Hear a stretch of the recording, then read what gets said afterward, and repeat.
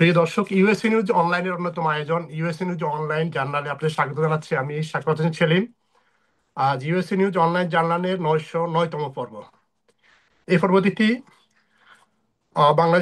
বাংলাদেশ জাতীয়তাবাদী দল বিএনপির জাতীয় নির্বাহী কমিটির অন্যতম সদস্য এবং ফরিদপুর জেলা বিএনপির আহ্বায়ক, সাবেক ছাত্রনেতা অ্যাডভোকেট সৈয়দ মোদাররেস আলী ঈসা। ঈসা ভাই, আপনাকে স্বাগত। দর্শক, অ্যাডভোকেট জি, সৈয়দ আপনাকেও মোদাররেস ধন্যবাদ। আলী ঈসা আহ, ফরিদপুর 3 সদর আসনের সম্ভাব্য আহ, নির্বাচন প্রত্যাশী। তিনি এই আসন নির্বাচন করার জন্য দীর্ঘদিন কাজ করে যাচ্ছেন। আমরা আজকে শুনবো ফরিদপুর জেলা বিএনপির রাজনীতি এবং আসন্ন নির্বাচন প্রসঙ্গ। আহ ইসা ভাই, কিভাবে রাজনীতি আসলেন যদি একটু বলেন। আমরা এইভাবে শুরু করবো, পরে বিস্তারিত জানবো।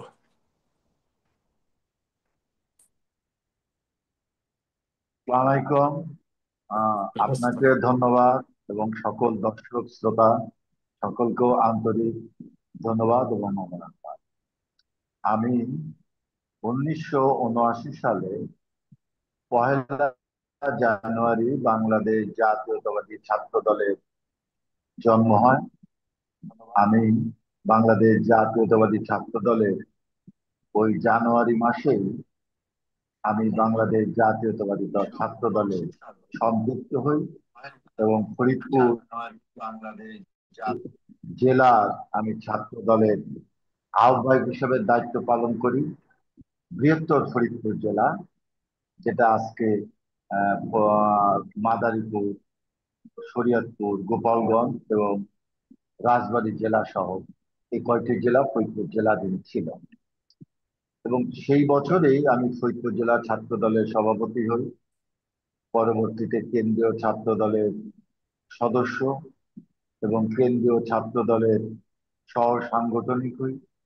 পরবর্তীতে আমি ফরিদপুর জেলা বিএনপির অর্গানাইজিং সেক্রেটারি হই এবং আমি 1988 সাল থেকে আমি দীর্ঘ 2022 সাল পর্যন্ত দীর্ঘ দিন আমি ফরিদপুর জেলা বিএনপি কাউন্সিলের মাধ্যমে আমি চারবার সাধারণ সম্পাদক হিসেবে দায়িত্ব পালন করি এবং এই সাধারণ সম্পাদকের পরবর্তীতে আমি দলের পুনর্গঠনে আমি জেলার আহ্বায়ক হিসাবে আমি দায়িত্ব পালন করি 2023 সাল এবং অদ্যদিন পর্যন্ত জেলার দায়িত্বশীল পদে আহ্বায়ক হিসাবে আমি আছি।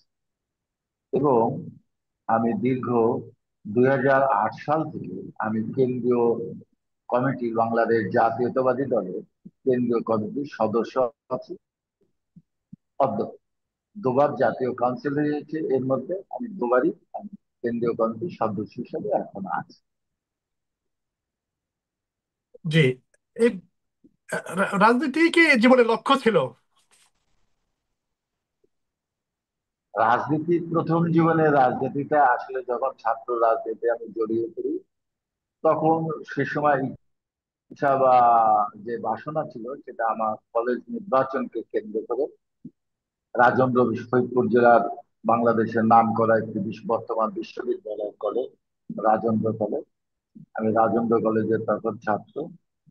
ওই আস্তে আস্তে ওভাবে নির্বাচনকে কেন্দ্র করে বন্ধু বান্ধবের সাথে হাসি রস করতে করতে আমি বিএনপি ছাত্র দলে কেমন ভাবেই যেন নেতৃত্বটা আমার হাতে চলে আসে। আমি ছাত্র জীবনে রাজেন্দ্র কলেজ থেকে ঢাকা বিশ্ববিদ্যালয়ে পড়াকালীনও আমার অতটা তীব্রতা ছিল না, তখন এরশাদ বিরোধী আন্দোলন। আমি পরবর্তীতে এরশাদ বিরোধী আন্দোলনের এই নেতৃত্ব থাকা অবস্থায়, ছাত্র দলের কেন্দ্রীয় কমিটির সহ সাংগঠনিক সম্পাদক থাকা অবস্থায় একটু নেশার মতো আসে। পরবর্তীতে আমার দল, বাংলাদেশ জাতীয়তাবাদী দল, এরশাদের সময় আমার জাতীয়তাবাদী দলের একটি ভাঙ্গন হয়, দলে একটা ক্রাইসিস আসে।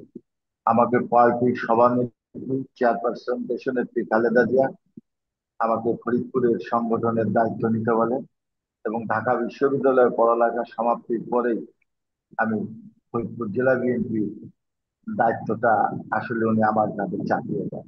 সেই থেকে আস্তে আস্তে আস্তে আস্তে এই পর্যন্ত আমি আছি।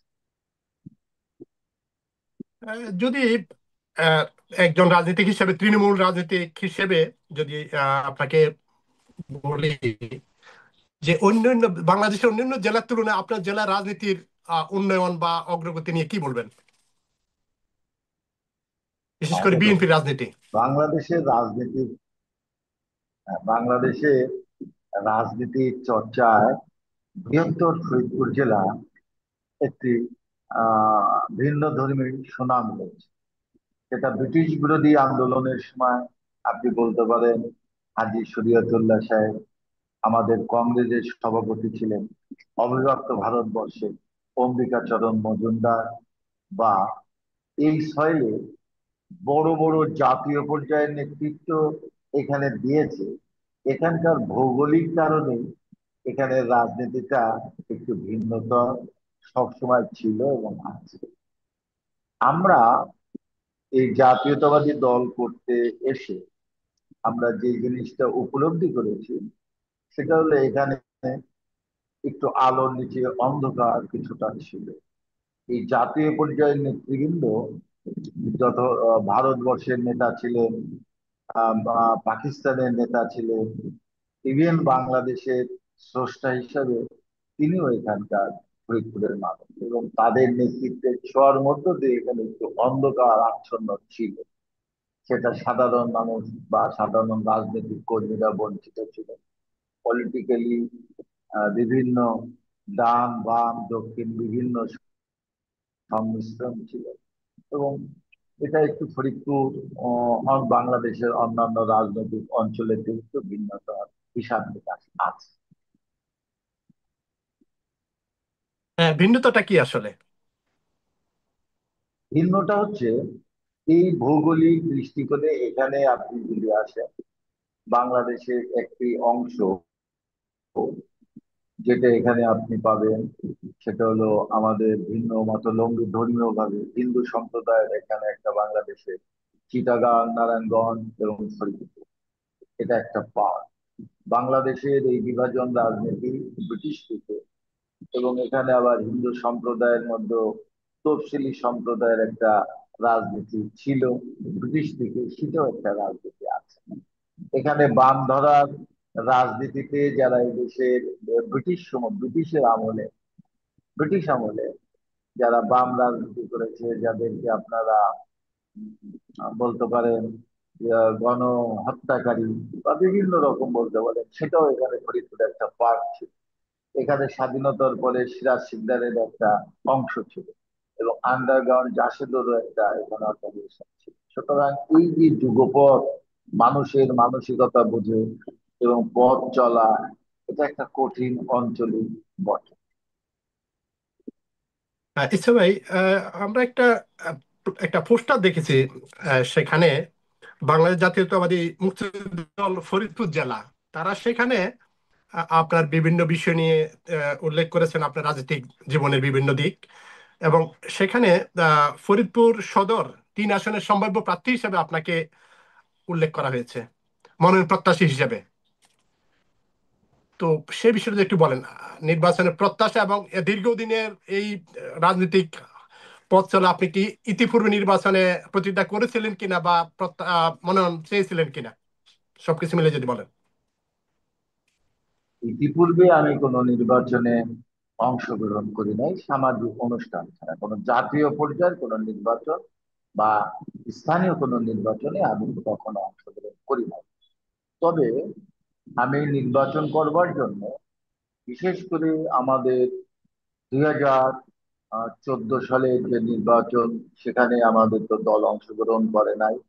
2018 সালে যে নির্বাচন হয়েছিল, সে নির্বাচনটাও হয় নাই, কিন্তু তখন আমি পার্টির কাছে, আমার দলের কাছে আমি প্রার্থী হিসাবে আমি নিজেকে উপস্থাপন করেছিলাম। এবং তখন এই ফরিদপুরে এই আসনে আমাদের পার্টির ভাইস চেয়ারম্যান জনাব সাবেক স্বাস্থ্যমন্ত্রী জনাব চৌধুরী কামাল ইবনে ইউসুফ সাহেব, উনি এখানে প্রার্থী ছিলেন। এবং আমরা পার্টি তখন মনে করলো যে চৌধুরী কামাল ইবনে ইউসুফ সাহেব এখানে প্রার্থী হলে ভালো হবে, তাকেই হয়তো, সে কারণেই হয়তো মনোনয়ন দেওয়া হয়েছিল। কিন্তু আমি তখন পার্টির জেনারেল সেক্রেটারি, কিন্তু আমাকে মনোনয়ন সেই মুহূর্তের জন্য দেওয়া হয় না। এবারে যে অর্থে আমি নির্বাচনে অংশগ্রহণ করবার ব্যাপারে আমি বা আমার দলের নেতা কর্মী বা সর্বস্তরের মানুষের যে উৎসাহ, সেটার পিছিয়ে যে জিনিসটা বড় আকারে কাজ হচ্ছে, সেটা হলো চৌধুরী কামাল ইবনে ইউসুফ আমাদের বাংলাদেশ জাতীয়তাবাদী দল যখন সৃষ্টি হয়, তার তখন থেকেই তিনি এই সংসদীয় অঞ্চলে উনি এমপি হিসাবে সবসময়ের জন্য নির্বাচিত হয়েছেন এবং পরাজিত হয়েছেন। যেহেতু চৌধুরী কামাল ইবনে ইউসুফ সাহেব বারবার নির্বাচিত হয়েছেন বা মন্ত্রী হয়েছেন এবং পার্টিগতভাবে তিনি তাকেই পার্টি সে কারণে হয়তো মনোনীত করেছিলেন বা ভেবে, কিন্তু এবারে বিএনপির নেতা কর্মীরা, বিশেষ করে 111-এর অবস্থা এবং আওয়ামী লীগের দুঃশাসনের 17 বছরের নেতা কর্মীদের দুরবস্থা, দলের যে যতটুকু শক্তিশালী বা দুর্বলতা যেদিকেই তাকান না কেন, নেতা কর্মীদের প্রত্যাশিত বন্ধু হিসাবে হয়তো তারা আমার কাছে পেয়েছে। সাধারণ মানুষের একটা ভাবনা যে আমাকে দীর্ঘ রাজনীতির পথ চলার 46 বছর পর্যন্ত আমার রাজনৈতিক চরিত্র এবং আমার চলাফেরা মানুষের সাথে সামাজিক ভাবে সমস্ত কিছুতেই হয়তো তারা বিবেচনা করছে। যেহেতু চৌধুরী কামাল ইউসুফ সাহেব নেই, তিনি মৃত্যুবরণ করেছেন, সুতরাং এই সংসদীয় অঞ্চলটা আমার জন্য সঠিক, বা আমি হয়তো এখানে প্রার্থী হলে তাদের ভাবনার সাথে আমার ভাবনাটা সঠিক হবে এবং তাদের প্রত্যাশিত লোক হব। এবং নেতাকর্মীরা মনে করে সত্যিকার অর্থে যে সমস্ত দলীয় নেতাকর্মী যারা ত্যাগী বা দলের জন্য সত্যিকার অর্থে যারা আহ দলের জন্য কিছু করতে পারবে, দেশের জন্য কিছু করা সম্ভব, বা যাদের দ্বারা যারা ভাবে জাতীয় পর্যায়ে কোনো কিছু করা সম্ভব, সে কারণে হয়তো তারা আমাকে মনে করছে যে আমি এই সংসদীয় এলাকায় হলে ভালো হবে। আর যে কথাটা আপনি বলেছেন যে বাংলাদেশ জাতীয়তাবাদী মুক্তিযোদ্ধা দল কেমন, কথাটা ভালো, তারা হয়তো এই কারণেই ভাবে, আমার মনে হচ্ছে যে তারা জিয়াউর রহমান সাহেবের রাজনীতিতে আমি যেভাবে সম্পৃক্ত দল সৃষ্টির লগ্ন থেকে, এবং জিয়াউর রহমান বাংলাদেশের স্বাধীনতার ঘোষক, বীর মুক্তিযোদ্ধা, এবং তার যে অবদান এবং তার যে রাজনৈতিক ভাবনা চেতনা, আজকের প্রেক্ষাপটে হয়তো তার একটি আদর্শিক সৈনিক হিসাবে হয়তো তারা আমাকে সঠিকভাবে মূল্যায়িত করছে। এবং তারা মনে করছে যে অর্থে তারা জিয়াউর রহমান সাহেবকে 1971 সালে পেয়েছে, 1978 সাল থেকে 1982 সাল পর্যন্ত পেয়েছিল, হয়তো সেই জিয়াউর রহমানের একটি প্রতীকী পুত্র হিসেবে তারা হয়তো আমাকে পাবে, হয়তো এই ভাবনায় তারা করে। আপনার প্রত্যাশা কি? আমার প্রত্যাশাটা, আমি মনে করি যে বাংলাদেশ জাতীয়তাবাদী দল, বিশেষ করে আমাদের পার্টির চেয়ারপারসন দেশ নেত্রী খালেদা জিয়া এবং তারেক জিয়া রাষ্ট্রীয় কাঠামোকে পরিবর্তিত করবার জন্য, যে নতুন ভাবে দেশকে সাজানোর জন্য যে মর্মে যে কর্মী ছুটছে, হয়তো সেখানে আমি সঠিক হিসেবে আমি মনে করি এবং সেই প্রত্যাশায় আমি অনেকটা আশাবাদ। আচ্ছা, দল যে সিদ্ধান্ত নেয় সেই সিদ্ধান্ত তো অবশ্যই মেনে নেবেন, তাই না? অবশ্যই আমি দল করি, দলের সিদ্ধান্তই আমার শিরোধার্য। জি। তো আপনার এই ফরিদপুর জেলার মূল সমস্যাগুলো কি আসলে, এবং বিশেষ করে আপনার যে আসন সে আসন সহ যদি বলেন। আমাদের এখানে সংসদীয় আসনে যে সমস্যাটা আমাদের হয়তো সকলের জন্য যেগুলা, সেটা দীর্ঘদিনের আমাদের এই অঞ্চলের যে প্রত্যাশা ছিল, এই সংসদীয় এলাকার মধ্যে আমাদের একটি পরিপূর্ণ বিশ্ববিদ্যালয় হবে। কিন্তু সেই বিশ্ববিদ্যালয়টা আমরা স্বাধীনতার পরে আমাদের এই আন্দোলন, বিভাগীয় আন্দোলন, বিভিন্ন আন্দোলন হয়েছে, কিন্তু আমরা বিশ্ববিদ্যালয় এখানে করতে পারি না। এখানে বড় আরেকটি জায়গা ছিল যেটা রক্ষী বাহিনীর জন্য আমাদের এখানে রিকুইজিশন ছিল, অ্যাকোয়ার করা ছিল, সেই জায়গাটা ওভাবেই পড়ে রয়েছে। এখন সেনাবাহিনীর একটি অংশ বোর্ডে খামার হিসেবে তারা ব্যবহার করছে। এখানে প্রত্যাশা ছিল যে আমাদের এখানে একটি ক্যাডেট কলেজ হলো, ন্যূনতম একটা মহিলা ক্যাডেট কলেজ হলো, এখানকার শিক্ষার মান বাড়ে। আরেকটা জিনিস, ফরিদপুরে দীর্ঘদিন আন্দোলন এবং সংগ্রাম করে ফরিদপুর, আমরা পদ্মা ভাঙন বা আঞ্চলিক হিসাবে আমরা অনেকটা অর্থনীতির মধ্যে জড়িত হয়। এখানকার মানুষের প্রত্যাশা ছিল যে এখানে একটি শিল্প অঞ্চল হোক, যে শিল্প অঞ্চলে হাজার হাজার লোকের কর্মসংস্থান হবে এবং জাতীয় অগ্রগতির ক্ষেত্রে একটি বড় ভূমিকা পালন করে। এই সমস্ত বিশেষ বিশেষ সমস্যাগুলো ফরিদপুরের এই আমার সংসদীয় এলাকার জন্য মানুষ প্রত্যাশা করে এবং মনে করে ভাববে। ইতিপূর্বে যারা জনপ্রতিনিধি ছিলেন, সাংসদ ছিলেন, তারা সেই প্রত্যাশা পূরণে কতটুকু আন্তরিক ছিল, বা ওই যে আপনি যে দাবিগুলোর কথা বললেন, প্রত্যাশার কথা বললেন, সেগুলো কেন হয়নি আসলে? এটা কেন হয়নি, সেটা বড় কঠিন কথা। কারণ আমরা যদি মনে করি, হয়তো আপনি বলতে পারেন যে আপনারা তো ক্ষমতায় ছিল, আপনারা কেন করেন নাই। সে প্রশ্নের উত্তরটা আমি প্রথমেই দিয়ে যাই যে আমরা যে সময় ক্ষমতায় ছিলাম তখন বাংলাদেশের বাজেট এবং বাংলাদেশের অর্থনৈতিক প্রবৃদ্ধির হার ততটা উন্নত ছিল না। এবং তখন এরকম পাবলিক বিশ্ববিদ্যালয় গড়বার জন্য আমাদের বাজেটে, শিক্ষা খাতের বাজেটে ততটা আমাদের ধরা হতো না। এবং পরবর্তী আমাদের যে জাতীয় পর্যায়ে যে সমস্ত বাজেট শ্রীবৃদ্ধি পেয়েছে শিক্ষা ক্ষেত্রে, সেক্ষেত্রে দীর্ঘ আওয়ামী লীগের 17 বছরে বলা যায় যে ক্ষমতায় থাকা আওয়ামী লীগ সেটা থেকে মানুষকে বিমুখ করেছে। যেটা ফরিদপুর ফরিদপুরে একটি বিজ্ঞান প্রযুক্তি বিশ্ববিদ্যালয় পাশ হয়েছিল একনেকে, যেটা আমাদের দেশ নেত্রী খালেদা জিয়ার শেষ সরকারের সময়। কিন্তু দুঃখের বিষয় যে সেটা কেটে নিয়ে গোপালগঞ্জে করা হয়। ফরিদপুরে আমাদের এখানে একটি ইঞ্জিনিয়ারিং কলেজ হওয়ার জন্য এখানে জমি অ্যাকোয়ার করা হয়, কিন্তু আমার এই সংসদীয় এলাকা থেকে আজও সেই ইঞ্জিনিয়ারিং কলেজ আমাদের, বরঞ্চ বিশ্ববিদ্যালয় যেটা একনেকে পাশ হয়েছিল, ক্যাবিনেটে পাশ হয়েছিল, সেটাকে পরবর্তীতে শেখ হাসিনা গভর্নমেন্ট এটাকে গোপালগঞ্জে নিয়ে যায়। এখানে শেখ হাসিনার আমলে, বিশেষ করে আওয়ামী লীগের আমলে, এই দীর্ঘদিন ক্ষমতায় ছিল, তারা যে কথা বলেছে যে বাংলাদেশে বিভিন্ন জেলায় বা বাংলাদেশে 110টি শিল্প অঞ্চল করা হবে, কিন্তু ফরিদপুরকে শিল্প অঞ্চল করা হয় না, বা সেখানে ফরিদপুরে এই ব্যাপারে কেন তারা উদ্যোগ নেয় নাই আমি জানি না। এবং তাদের এই প্রতারণার কারণে মানুষ আরো হতাশ। আর দলের যেভাবে মনোনয়ন দেয়া হয়, বা যেভাবে প্রার্থী নির্বাচন করা হয়, সে বিষয়ে কিছু বলবেন? দলের মনোনয়ন ও প্রার্থী বিবেচনার ক্ষেত্রে দল তার নিজস্ব ভাবনা, চিন্তা, তারা সেটা যাকে দিলে সে যারা জনপ্রতিনিধি হবার মতো যোগ্য সেটাকেও প্রিফারেন্স করে, জনসমর্থন আছে তাদেরকে প্রিফারেন্স করে, এবং অনেক কিছু এখানে ইকুয়েশনের বিষয় দলের ইন্টারনাল। তবে এটা হলো বাহ্যিক বিষয়, যে কথাটা সত্য সেটা হলো পপুলারিটি দেখে এবং তার ডেডিকেশন দেখে, এবং এইগুলোই দেখে, এই বাকিটা মুহূর্তে আপনার আপনার আন। আপনার যে মানে আপনার জনপ্রিয়তা বা সবকিছু মিলিয়ে অন্যান্যরা যারা রয়েছেন, আপনার দলের ভিতরে যারা প্রতিনিধি রয়েছেন, সবকিছু মিলিয়ে আপনার কনফিডেন্স কতটুকু?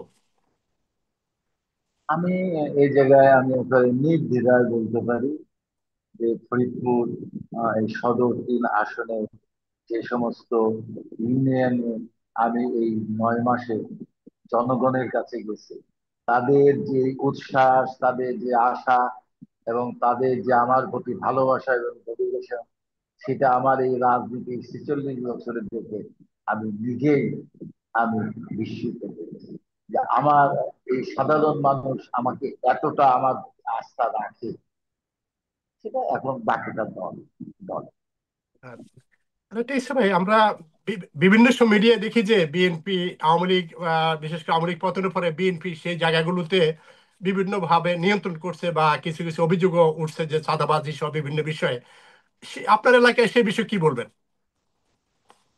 এই বিষয় তো স্পষ্ট যে বাংলাদেশ জাতীয়তাবাদী দল স্বীকার করে নিয়েছে যে এরকম কিছু লোক, দল নেতাকর্মী, যারা দলের ভাবমূর্তিকে বুঝে না বুঝে ভাবমূর্তি নষ্ট করছে, তাদের বিষয়ে দল তো স্ট্যান্ড নিয়েছে এবং তাদেরকে বহিষ্কার করেছে এবং এদেরকে আর দলে ফিরিয়ে না নেওয়ার জন্যই সিদ্ধান্ত।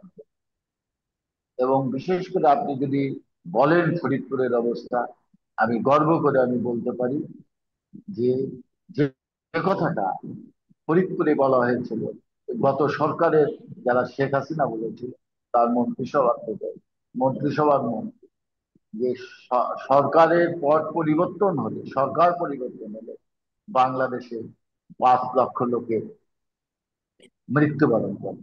আমি ফরিদপুর জেলার কনভেনর হিসেবে আমি নির্দ্বিধা, নির্ভাবনা, উচ্ছ্বাসের সাথে আমি চ্যালেঞ্জ করতে পারি যে সে কথাটা ফরিদপুরে বাংলাদেশ জাতীয়তাবাদী দল প্রমাণ করেছে নেতৃত্ব দিয়ে যে একটি লোকেরও জীবন হানি হয় না। এবং আমি গর্বের সাথে বলতে চাই যে ফরিদপুর জেলায় কোনো ব্যক্তির হত্যা হয় নাই। ফরিদপুর জেলায় কেউ বলতে পারবে না কোনো ব্যক্তি ঘর বাড়ি ধ্বংস হয়েছে বা কেউ অপমানিত। হ্যাঁ, ফরিদপুরে থানা লুট হয়েছে, ফরিদপুরে আওয়ামী লীগ অফিস ধ্বংস করা হয়েছে, এগুলো রাজনৈতিক হয়েছে, কিন্তু কোনো ব্যক্তি বিশেষের কোনো ক্ষতি হয় না, কোনো সম্প্রদায়গত ক্ষতি হয় না। 2-4টি জায়গায় যে কথাটা এসেছে তার জন্য ফরিদপুরে দুজনকে বহিষ্কার করা হয়ে গেছে। এবং প্রথমতেই আমরা এটা স্ট্যান্ড নিয়েছি, আমাদের পার্টির ভারপ্রাপ্ত চেয়ারম্যান সাথে সাথে সেগুলোর ব্যাপারে স্ট্যান্ড নিয়ে এটাকে দমন করেছে। এবং আমরা বিশ্বাস করি ফরিদপুরে আমরা সেইটুক বাংলাদেশ জাতীয়তাবাদী দল সাধারণ মানুষের কাছে আস্থা রাখতে পেরেছে। এবং ফরিদপুরকে আমরা এখনো মনে করি যে এই ধরনের কোনো দুর্ঘটনা ঘটে নাই। এবং আমরা বলেছি কেউ যদি এরকম দুর্ঘটনা ঘটে তার ক্ষেত্রে আইনের আশ্রয় নেবার জন্য আমরা সহযোগিতা করতে চাই। আইন যদি এই ব্যাপারে সাহায্য না করে, সেজন্য প্রেস ক্লাব বা পাবলিকলি নিয়ে এসে আমরা বিষয়টাকে দেখব। এমন কোনো ঘটনা ফরিদপুরে ঘটছে না এবং আশা করি ফরিদপুরের মানুষ অনেক ভালো আছে অন্যান্য জেলা তুলনায়। বাংলাদেশের 64 জেলার মধ্যে ফরিদপুর অনন্য, এটাই আমি মনে করি। আরেকটা বিষয় আমরা দেখি যুক্তরাষ্ট্র সহ বিভিন্ন জায়গায় বাংলাদেশের সংখ্যালঘুদের উপর নির্যাতনের বিষয়ে বিভিন্ন প্রতিবাদ সভা করেছে, ডেমনস্ট্রেশন করেছে। তা আপনার এলাকায় এই ধরনের কোনো ঘটনা ঘটেছে কিনা? দেখুন, আমি আপনাকে একটু আগে সে কথাটা আমি একটু চ্যালেঞ্জ করে বললাম। আমি এই জেলার দীর্ঘদিন প্রায় 32 বছর জেলার সাধারণ সম্পাদক, এখন আমি জেলার কনভেনর। 24-5 আগস্টের পরে ফরিদপুর জেলায় কোনো প্রাণহানি হয় নাই, কোনো হিন্দু সম্প্রদায়ের কোনো কারো বাড়ি ভাঙচুর হয় নাই। এবং হিন্দু সম্প্রদায়ের বন্ধুরা ফরিদপুর জেলায় যারা আছে তারা মনে হয় যেন তারা সুখে আছে। আমি এই প্রসঙ্গে একটু ছোট্ট একটা কথা আমি বলি। আজকে আমি নিজেই আমাদের ফরিদপুর শহরের যে সবচেয়ে বড় মাইনরিটি অঞ্চল, সে অঞ্চলে রাধাকৃষ্ণের গান হচ্ছে, অর্থাৎ সেখানে অনুষ্ঠান, আমি সেই অনুষ্ঠানে গিয়েছিলাম। এবং তারা আমাকে যেভাবে উলুধ্বনি দিয়ে, তারা যেভাবে আমার কথাগুলো শুনলো এবং তারা যেভাবে রিসিভ করলো, এবং তাদের কাছে উচ্ছ্বাসী আমার কাছে মনে হলো যে তারা যেন বাংলাদেশ জাতীয়তাবাদী দলের একজন তারেক জিয়ার কর্মী, বেগম জিয়ার কর্মী তারা কাছে পেয়েছে। তারা আশ্রয় স্থল হিসাবে, আশ্রয় বন্ধু হিসাবে তারা আমাকে যে কথাগুলো যেভাবে তারা গ্রহণ করলো এবং উলুধ্বনি দিয়ে, আমি নিজেই আমি নিজেও আমি হতভম্ব যে তাহলে কি আমরা সত্যিকার অর্থে মানুষের কাজ এবং বিশেষ করে হিন্দু সম্প্রদায়ের জন্য কিছু কাজ করতে পেরেছি। সুতরাং আমি চ্যালেঞ্জ করে বলতে পারি এটা আমার সংসদীয় এলাকার মধ্যে এমন কোনো ঘটনা ঘটে নাই। এবং আশা করি ইনশাল্লাহ আমরা নেতৃত্ব দিলে সেটা সম্ভব হবে। ইতিপূর্বে ঘটেছিল কিনা? এটা 5ই আগস্টের আগে পরে ফরিদপুরে শহরে তিনের মধ্যে কোনো দুর্ঘটনা ঘটে নাই। আওয়ামী লীগ গভর্নমেন্টের সময় 18-22-এর পরবর্তীতে আমাদের সেটা ঘটেছে ফরিদপুর জেলায়, সেটা আওয়ামী লীগ গভর্নমেন্টের আমলে, এবং সেখানে আইডেন্টিফাই হয়েছে অল আর যুবলীগের ওয়ার্কার। তো আপনি নির্বাচিত যদি হন সেই ক্ষেত্রে তাদের নিরাপত্তার বিষয়ে কি পদক্ষেপ নেবেন? দেখুন, নিরাপত্তার বিষয়ে পদক্ষেপটা রাষ্ট্রীয়ভাবে থাকে, প্রশাসনিক ভাবে সহযোগিতা করে, এবং একজন পার্লামেন্ট মেম্বার হিসাবে সাধারণ মানুষকে উদ্ভাস মানে বিশেষ করে অর্গানাইজ করা, তাদেরকে বোঝানো, তাদেরকে সেভাবে মোটিভেট করা, এবং সেখানে অন্যায়কারীকে প্রশ্রয় না দিলেই অনেকটা সম্ভব। যে আচ্ছা ভাই, আরেকটা বিষয়, যে নির্বাচন নিয়ে কথা, যে ডিসেম্বর বা এপ্রিল, অন্তর্বর্তী সরকার চাচ্ছে এপ্রিলে, আর আপনাদের বিএনপি থেকে বলা হচ্ছে ডিসেম্বরের মধ্যে। সেই ক্ষেত্রে কি বলবেন? দেখুন, এটা শুধু বিএনপি বলছে, প্রথম কথাটা আপনার সাথে ডিফার করি। বিএনপি অন্যান্য দলও ব্যাখ্যা সেখানে করেছে রয়েছে, রাইট? অন্যান্য কাজ। আমরা যে অর্থে ডক্টর ইউনূস সাহেবের প্রতি আমাদের যে অকুণ্ঠ সমর্থন রাজনৈতিক দলগুলো দিলাম, আন্দোলনে ছাত্র জনতা শ্রমিক সকলের যে কারণে আমরা ইউনূস সাহেবের কাছে দিলাম, আমাদের আন্দোলনটা ছিল তো নির্বাচন। এই সংস্কারের যে প্রশ্নটা নতুন করে উদ্ভাবিত হয়েছে, এটা আমরা 2023 সালের অক্টোবর মাসে আমাদের পার্টি থেকে আমরা এই সংস্কারের কথাটা আমরা উপস্থাপনা করি, এবং পরবর্তীতে তখন আন্দোলনরত রাজনৈতিক দলের আলোচনার মধ্য দিয়ে আমাদের এই 31টা কথা আমাদের সেখানে উপস্থাপিত হয়। 5ই আগস্টের পরে যে কথাটা তারা বলে, ডক্টর এখন যে কথাটা আসছে সেটা সংস্কার সংস্কার সংস্কারটা তো আমরাই বরং আওয়ামী লীগ গভর্নমেন্ট থাকতে আমরা উপস্থাপন। আমরা তো সংস্কার চাই, আওয়ামী লীগ থাকা অবস্থায় চেয়েছে, আওয়ামী লীগ যা অবস্থায় চাই। আর সংস্কারটা হচ্ছে এমন একটা কন্টিনিউশন ব্যাপার, যে এটা তো সংস্কার করে দিলে আর এটা পরিবর্তিত হবে না এমন তো না। সুতরাং অনাদিকাল পর্যন্ত পরিবর্তনশীল সমাজ, পরিবর্তনশীল মানসিকতা, পরিবর্তনশীল অর্থনৈতিক ব্যবস্থা, পরিবর্তনশীল বিশ্ব রাজনীতি, সেখানে তো পরিবর্তনের বিষয়টা থাকবে, সংস্কারের বিষয়টা থাকবে। আমাদের বক্তব্যটা হচ্ছে অল্প সময়ের মধ্যে সংস্কার যেটা করলে সুবিধা হবে, মূল সংস্কার হচ্ছে নির্বাচন। জাতীয় সংসদ নির্বাচন হলে জনগণের ম্যান্ডেটে যারা ক্ষমতায় যাবেন তারাই তো সংস্কার করে। সে সংস্কারটাই যদি আমরা না করি, তাহলে ছোট সংস্কার নিয়ে আমাদের ভেবে লাভ থাকে। আমরা বলেছি যে নির্বাচনটা করবার জন্য এই মুহূর্তের জন্য যতটুকু করা দরকার সেটা আমরা করি, এবং বাকিটা যেগুলো সংস্কার হওয়া প্রয়োজন সেগুলো আমাদের অর্ডিন্যান্স জারি করে সেগুলো সংশোধিত করা যায়। এবং যেগুলোর ব্যাপারে আমরা দ্বিমত না হতে পারি সেক্ষেত্রে আমাদের বক্তব্য সেটা নির্বাচনী ইস্তাহারে যার যার বক্তব্য সেটা নিয়ে জনগণের কাছে যাওয়া, এবং জনগণ যদি সেটাকে গ্রহণ করে তাহলে তো সেটা সম্ভব করা, আইনে পাশ করা সম্ভব। আমরা এই মুহূর্তের জন্য এই কথাটাও বলছি, এবং আমরা বলছি উইদিন দ্য ডিসেম্বর ইলেকশন হওয়া দরকার। কেননা 24 আগস্টে পরবর্তীতে আইন শৃঙ্খলা অবস্থা এবং মানুষের যে দীর্ঘদিনের প্রত্যাশা, 17 বছরের মানুষ তার ভোটের অধিকার ফিরে চায়, জনগণের ভোট দেওয়া সরকার চায়, জনগণের ভোট দেওয়া প্রতিনিধি চায়, জনপ্রতিনিধি চায়। এবং একজন জনপ্রতিনিধি যতটা সহজে রাষ্ট্রীয় কাঠামো বা জনগণকে সম্পৃক্ত করতে পারবে, অনির্বাচিত সরকারের পক্ষে সেটা সম্ভব না।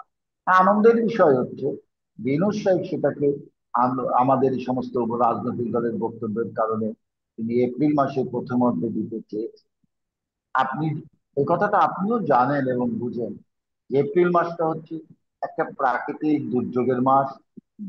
বাংলা হিসাবে সেটা হচ্ছে চৈত্রর শেষ, যেটা চৈত্র মাসে বা বৈশাখ মাসের এই শেষ মুহূর্তে ঝড় বৃষ্টি একটা বিষয় থাকে। এই এপ্রিল মাসে আমাদের তার আগে যে নির্বাচন যদি তফসিল ঘোষণা করা হয়, তার 3 মাস আগে থেকে যে নির্বাচনের যে সুযোগ প্রচার অভিযান করা, সেটাকে লক্ষ্য করা যাচ্ছে যে মার্চ মাসটা, ফেব্রুয়ারি মার্চ মাসে পুরাটাই একরকম বলা চলে। রমজান রমজান মাস।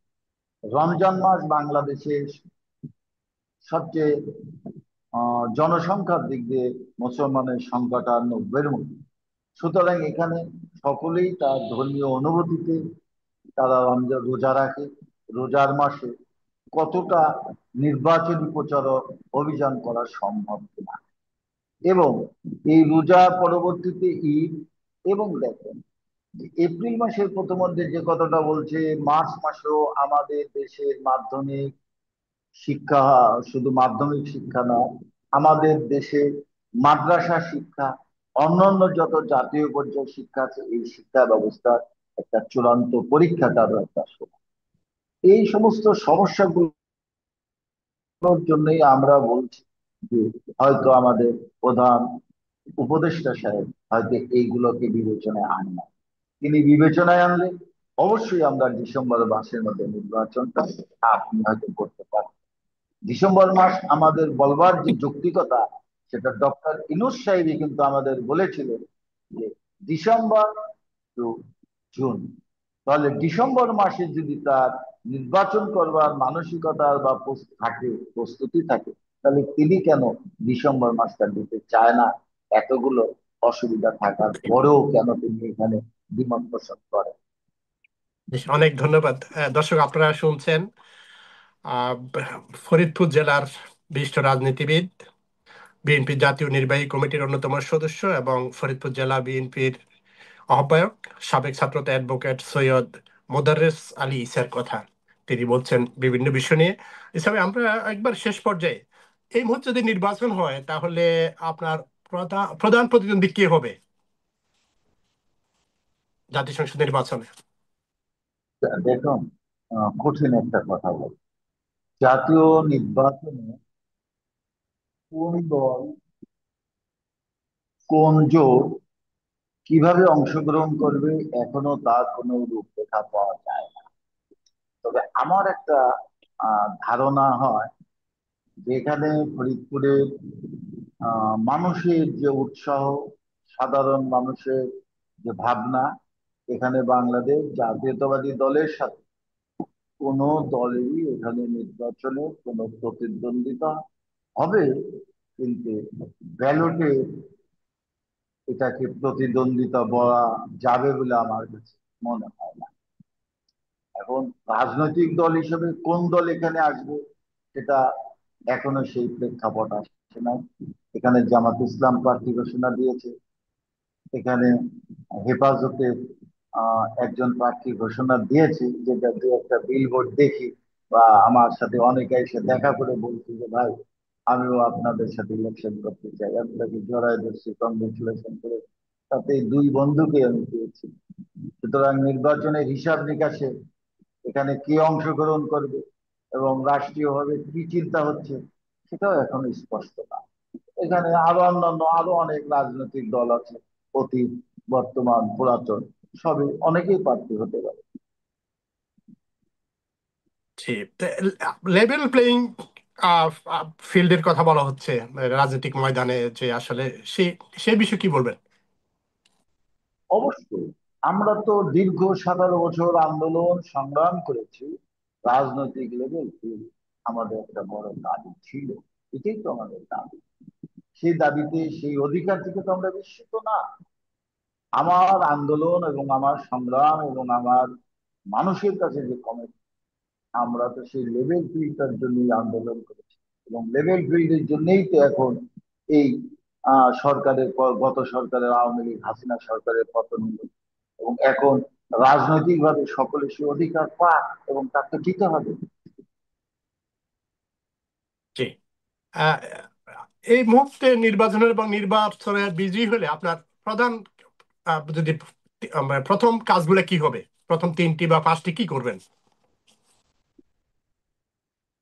নির্বাচনে বিজয় হলে প্রথম যে কাজটি হবে সেটা হলো ফরিদপুরের মানুষের, যে সাধারণ মানুষের আইন শৃঙ্খলার মধ্যে যাতে আসতে পারে এবং তার উন্নয়নে অংশগ্রহণ করতে পারে, সেই এই বিষয় দুটাকে সবচেয়ে বেশি প্রাধান্য দেওয়া হয়।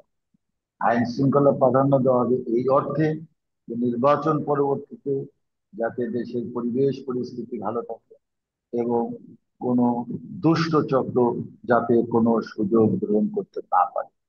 উন্নয়নের ক্ষেত্রে ভাবা হবে, দীর্ঘদিন ফরিদপুরের এই সদর আসনের মানুষ উন্নয়ন থেকে বঞ্চিত, সেই উন্নয়নকে তাকে অংশগ্রহণ করা এবং তাকে সেই উন্নয়নের অংশীদার হিসেবে তাকে সম্পৃক্ত করে আগায়।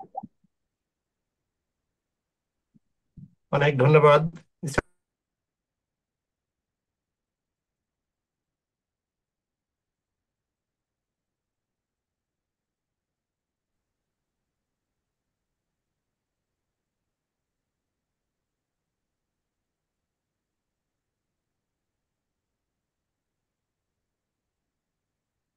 অনেক ধন্যবাদ দিশা ভাই।